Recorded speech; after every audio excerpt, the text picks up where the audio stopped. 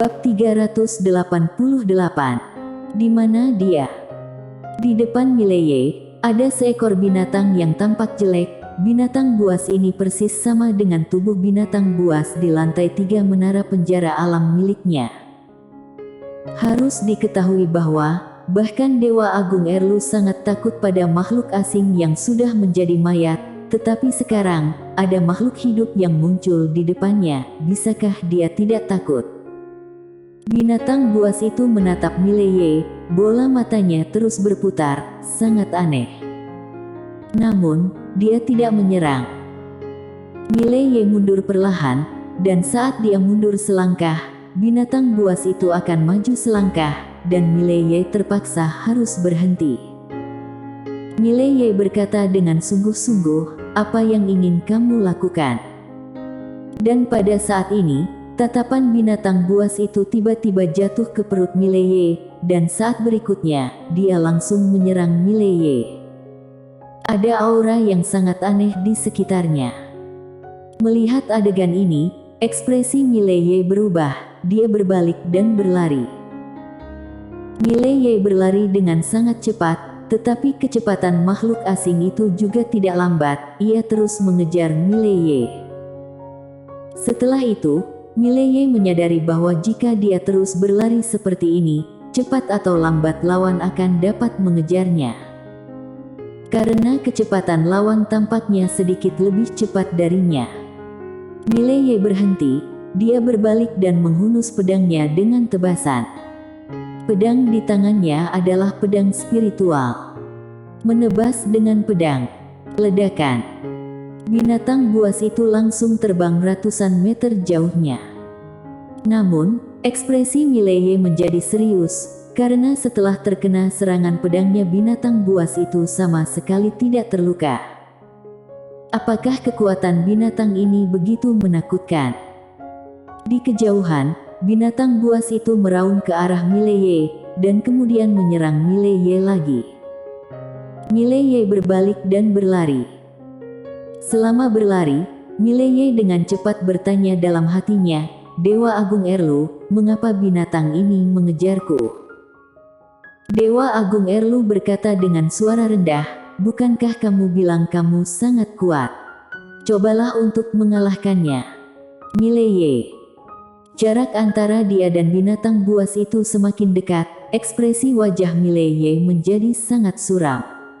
Jika terus seperti ini, cepat atau lambat dia akan diserang. Tidak bisa mengalahkannya, tidak bisa kabur darinya. Seolah memikirkan sesuatu, Mileye tiba-tiba berubah arah menuju Gunung Bundar itu. Sekarang dirinya hanya bisa pergi ke Gunung Bundar untuk menemukan pria jangkung itu, karena pria itu mengatakan bahwa jika ada bahaya, dia bisa pergi ke sana untuk meminta pertolongan. Dan pada saat ini, binatang buas di belakangnya tampak gila, mengaum dengan marah, dan pada saat yang sama, meningkatkan kecepatannya. Kelopak mata Mileye berkedut, dia berhenti dengan cepat, lalu berbalik dan menghunus pedangnya dan menebasnya. Binatang buas itu tidak menghindar dan menabrak pedang Mileye. Ledakan. Binatang buas itu terbang keluar dalam sekejap, dan Mileye sendiri juga mundur dengan keras. Dia mundur lebih dari 100 kaki. Dan ketika dia berhenti, seteguk darah keluar dari mulutnya. Terluka parah. Dengan pukulan barusan, seluruh tubuhnya, termasuk 5 organ internalnya, langsung rusak. Tidak hanya itu, tetapi aura aneh menjerat di sekelilingnya, terus-menerus mengikisnya. Untungnya, ada aura chaos yang menahannya, jika tidak, dia pasti sudah meninggal. Dan Mileye menyadari bahwa hanya aura chaos yang bisa menahan aura aneh itu. Di kejauhan, binatang buas itu tidak terluka, tidak hanya itu, bahkan dia menjadi lebih gila. Segera, binatang buas itu mengejar Mileye lagi, kelopak mata Mileye berkedut, dia segera berbalik dan berlari. Pada saat ini, dia menyadari bahwa dirinya benar-benar tidak bisa mengalahkan lawan. Jika menggunakan menara penjara alam, mungkin bisa. Namun, begitu menara penjara alam digunakan, masalahnya akan lebih besar, karena Jen di menara pasti lebih merepotkan daripada pria di depannya. Sekarang dirinya hanya dapat menemukan pria jangkung itu di Gunung Bundar itu sesegera mungkin. Mileye mempercepat, dan segera, dia datang ke hutan lebat, dan tepat sebelum dia mencapai hutan lebat, dia tiba-tiba berhenti karena dia menemukan bahwa binatang buas di belakangnya berhenti lebih dulu. Mileye berbalik untuk melihat binatang buas. Binatang buas itu melihat hutan lebat di belakangnya, dan ada ketakutan di matanya. Ketakutan. Ekspresi wajah Mileye tenggelam, ada sesuatu di belakangnya. Dia berbalik dan melirik hutan lebat di depannya. Pohon-pohon itu besar, sangat panjang, dan semuanya bengkok. Seluruh hutan tampak seperti bola benang yang diikat. Sedikit aneh. Mileye juga tidak berani masuk. Sejak dia datang ke dunia kecil ini, dia menemukan bahwa semuanya di sini tidak sesederhana itu. Dia harus selalu berhati-hati. Melihat Mileye berhenti, binatang buas di kejauhan meraung ke arah Mileye. Dengan raungan ini, tanah di bawah kaki Mileye retak terbuka. Mulut Mileye sedikit berkedut, anak ini sangat kuat. Namun, dia tetap tidak berani datang. Melihat ini, Mileye berjalan ke samping, siap untuk menyelinap pergi, tetapi binatang buas itu mengikutinya dari dekat. Ekspresi Mileye suram, ternyata binatang ini belum menyerah. Mileye berkata dengan sungguh-sungguh dalam hatinya, "Dewa Agung Erlu, ada apa dengan hutan lebat di belakangku?" Dewa Agung Erlu berkata dengan suara rendah, "Bukankah kamu akan tahu kalau kamu masuk?" Mileye tersenyum pahit, "Senior, tempat ini sangat aneh, aku khawatir tidak akan bisa keluar jika masuk." Dewa Agung Erlu berkata, "Kamu bisa menyelesaikannya sendiri." Setelah berbicara, Dewa Agung Erlu benar-benar hanya terdiam. Mileye. Dengan begitu, dia dan binatang buas menemui jalan buntu selama sekitar 1 jam. Pada saat ini, hari sudah gelap. Ada keheningan di sekitar. Kepala Mileye sedikit mati rasa. Awalnya, dia secara alami tidak takut pada malam yang gelap, tetapi sekarang situasinya berbeda. Ada binatang buas di depannya, dan ada hutan aneh di belakang. Jika dia tidak panik, maka itu hanya bersandiwara. Pada saat ini, suara kecil tiba-tiba datang dari hutan lebat di belakang Mileye. Suara itu mirip dengan suara langkah kaki, seperti suara kaki menginjak dedaunan. Mendengar suara ini, ekspresi Mileye berubah, dan binatang buas di seberangnya perlahan mundur. Ada sesuatu. Mileye juga mundur, tetapi ketika dia melangkah mundur, binatang buas itu berhenti. Dia menatap Mileye, tubuhnya terus menggeliat di tanah, dan seluruh tanah bergetar dan retak. Jelas, itu mencoba memblokir Mileye. Melihat adegan ini, ekspres Mileye muram, dan saat berikutnya, dia langsung menyerang binatang buas itu. Sial, dia tidak tahan dengan kemarahan ini, dan jika dia ingin mati, dia harus menarik binatang buas itu ke punggungnya. Dan pada saat Mileye tiba-tiba bergegas keluar, binatang buas di seberangnya tiba-tiba berteriak dengan aneh, lalu berbalik dan melarikan diri, tetapi sebelum berlari beberapa langkah, tiba-tiba dirinya jatuh langsung ke tanah. Mileye tercengang. Hati-hati. Pada saat ini, suara Dewa Agung Erlu tiba-tiba terdengar. Mileye berkata dengan sungguh-sungguh, "Apa yang terjadi?" Dewa Agung Erlu tidak merespon.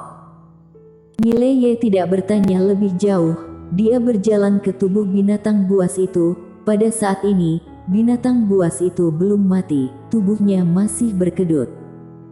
Dan Mileye menemukan bahwa ada lubang di tenggorokan binatang buas ini. Sesuatu telah terjadi pada binatang buas ini. Dan dia tidak bisa melihat apa-apa. Tidak ada keraguan bahwa keberadaan yang tidak diketahui itu jelas bukan sesuatu yang bisa dia lawan. Mileye bahkan tidak memikirkannya lagi, dia langsung kabur begitu saja. Dan ketika dia mengambil langkah, mayat binatang buas itu menghilang tepat di belakangnya, dan pada saat yang sama, bayangan hitam buram tiba-tiba melintas di matanya, dan ada tawa aneh. Mileye berhenti, dia melihat sekeliling dengan dingin, tidak ada apa-apa di sekitarnya. Dan dia tahu bahwa makhluk yang tidak terlihat itu ada di sekelilingnya. Bahkan binatang buas itu bisa langsung dibunuh dengan instan, jelas kekuatan lawan jauh melebihi dia. Dalam menghadapi keberadaan semacam ini, kita tidak bisa memaksa, kita hanya bisa mengakalinya. Mileye tidak berbicara, dia melambaikan tangan kanannya, dan pedang tiba-tiba muncul di depannya.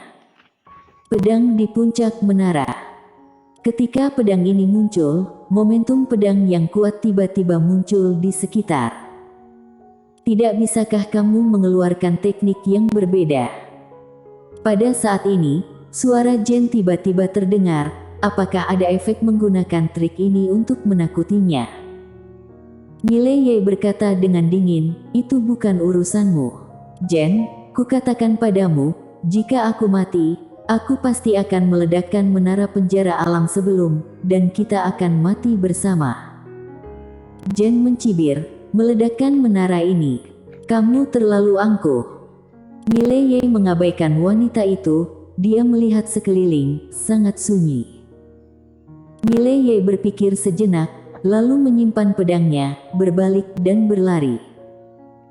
Tetapi segera, dia menyadari bahwa tidak peduli bagaimana dia berlari, dia masih tetap berada di tempat yang sama.